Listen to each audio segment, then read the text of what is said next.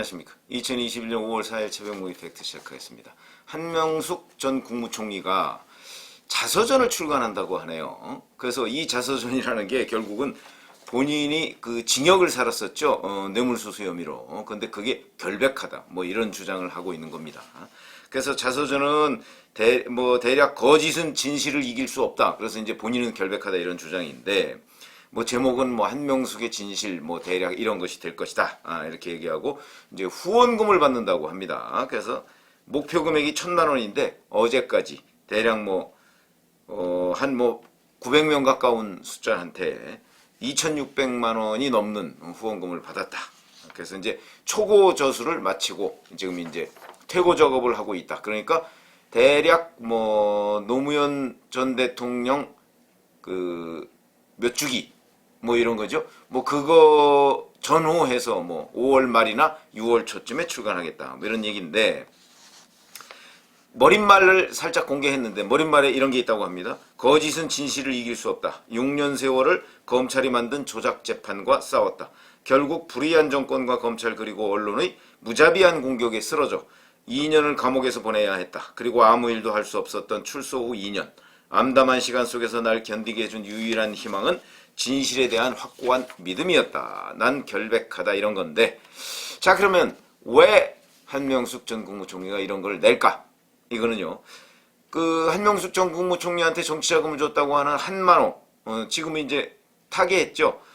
저는 한신건영 대표의 동료 재소자, 그러니까 감옥에 같이 있었던 사람이 검찰 수사팀이 모해 위증 교사, 그러니까 거짓말을 하도록 시켰다, 뭐 이런 거죠. 그런 의혹에 대해서 최근 대검찰청이 무혐의 처분을 하니까 여기에 화가 났다. 뭐 이래서 이제 판결을 본인이 뒤집겠다 직접 뭐 이런 여론전을 벌인다고는 하는데, 잘 아시지만 한명숙 전 국무총리는 친노의 아이콘입니다. 그러다 보니까 여권, 지금 문재인 정부의 여권에서 무조건 지켜줘야 한다. 이런 생각이 강한 사람이고, 그것이 곧 대법원 판결까지도 부정하는 이런 일이 생긴 것이고, 여기 책에 이해찬 전 민주당 대표가 아마 격려사를 쓴 모양인데 거기 보면 똑같습니다. 무죄다 뭐 이런 얘기입니다. 무죄다. 자 그러면 정말 무죄일까요? 그래서 그 당시의 판결문, 대법원까지 올라갔으니까 대법원까지의 판결문, 이게 2015년 8월입니다. 그때 대법관이 13명인데 총 9억 원 정도 됩니다. 뇌물을 받았다고 하는 액수가 8억 8,300만 원인데, 여기에 보면 현금이 4억 8천만 원, 수표가 1억 원, 그 다음에 달러가 32만 7,500달러 이렇게 돼서 총 8억 8,300만 원, 그러니까 거의 9억 원 돈이 되죠. 이 중에서 3억 원은 13명이 만장일치입니다. 이건 뇌물이다. 만장일치죠. 정치자금. 만장일치인데, 자 그렇게 만장일치로 3억 원 했고, 그 다음에 나머지 그러면 8억 원에 한 6억 원 정도 가까이 되는 돈은, 이거는 과연 정치자금이냐? 이것도 13명 중에 8명이 그거 정치자금이다. 그러니까 다수 의견이 정치자금이다. 이렇게 유죄 확정 판결을 했습니다. 그러니까 본인이 아마 제가 보건대는 자서전을 써서 이 논란을 일으키면 일으킬수록 이 판결문이 더 공개돼서, 그러니까 한명숙 자서전의 이면이죠.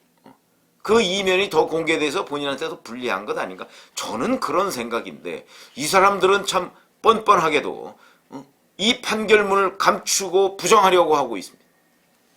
자, 이 판결문을 들여다보면 결정적 증거들이, 움직일 수 없는 결정적 증거들이 있습니다. 무슨 얘기냐? 한만호 씨가 이제 정치자금을 주었는데, 이때 2007년 4월에 건넨 아까 1억 원짜리 수표가 있다고 했죠. 이 수표를 한명숙 전 총리의 여동생이 2009년 2월, 그러니까 한 1년 10개월 뒤에 아파트 전세금에 잔금을 치르면서 씁니다. 쓸 수 있죠. 쓸 수 있는 가능성은 한만호 씨가 한명숙 전 총리 여동생한테 직접 1억 원짜리 수표를 주었다면 그건 이제 한명숙 전 총리 싹 빠지고 이렇게 거래가 있을 수 있죠. 근데 한만호 씨가 뭐라고 주장을 했냐면, 재판에서 한명숙 전 총리 비서한테 수표를 자기가 빌려준 것이다 이렇게 얘기했고, 이 비서는 수표를 다시 한명숙 전 총리 동생한테 빌려줬다 이렇게 얘기를 했습니다. 그런데 한명숙 전 총리의 동생과 한만호 씨는 모르는 사이입니다. 연락한 적도 없고요. 그러니까 한명숙 전 총리 비서를 통해서 빌려주고 빌려줬다 이렇게 얘기를 하는 것이죠. 그런데 이런 거 한번 생각해 보시죠. 1억 원짜리 수표를 아무런 담보나 근거 없이 모르는 사람한테 빌려줄 수 있습니까? 빌려줄 수 없죠. 이 점에서 통상적인 거래 방식이 아니고 이거는 한명숙 전 총리한테 주어서 한명숙 전 총리가 자기 동생한테 주어서 전세 자금을 치른 거다. 이렇게 본 겁니다. 그건 증거가 이것만 있느냐? 그렇지 않습니다.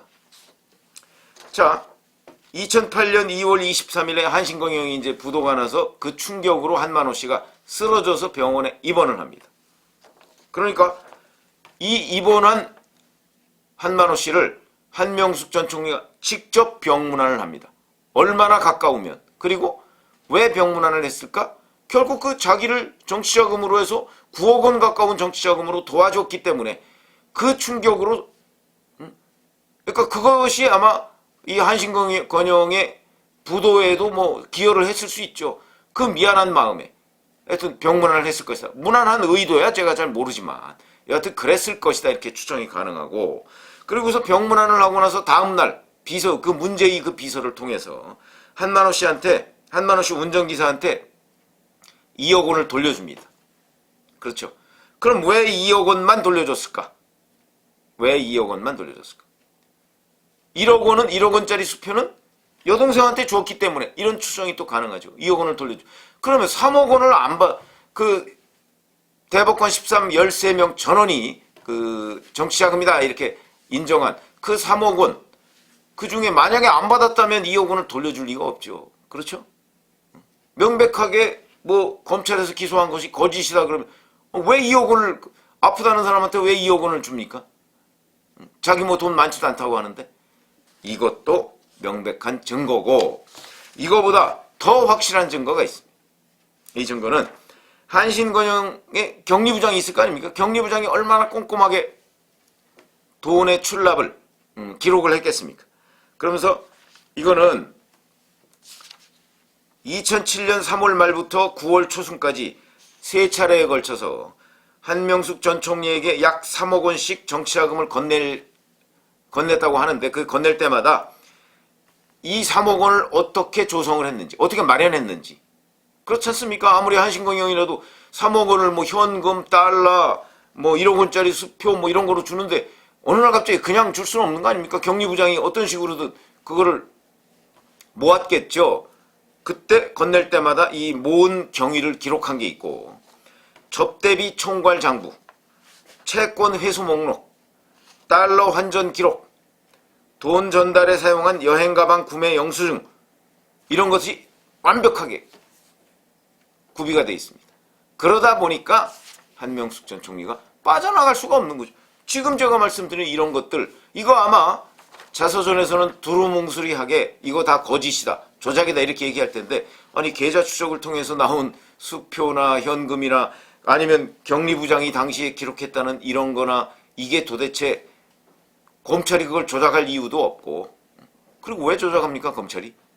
그런 점이죠. 그런 점에서 본다면 오히려 한명숙 전 총리가 자서전을 씀으로 해서 이 자서전의 이면, 이건 결국은 판결문이죠. 그 판결문의 내용, 거기에 왜 한명숙 전 총리가 9억 원을 받았는가, 8억 8,300만 원을 한만호 씨로부터 받았는가, 그 받았다고 하는 근거가 무엇인가.